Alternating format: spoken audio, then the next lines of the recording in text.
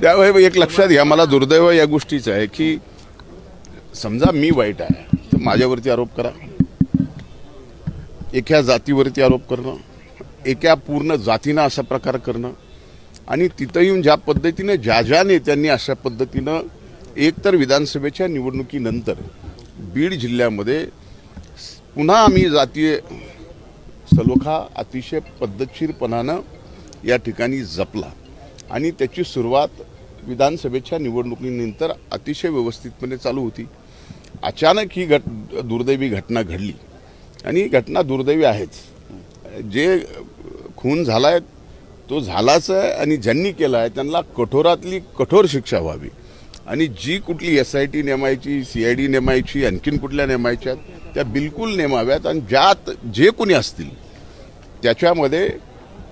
बाहेर यावेत आणि त्यांना शिक्षा व्हावी या मताचा मी आहे. पण पूर्ण जिल्ह्याला बदनाम करणं, जिल्ह्याला बिहार म्हणणं,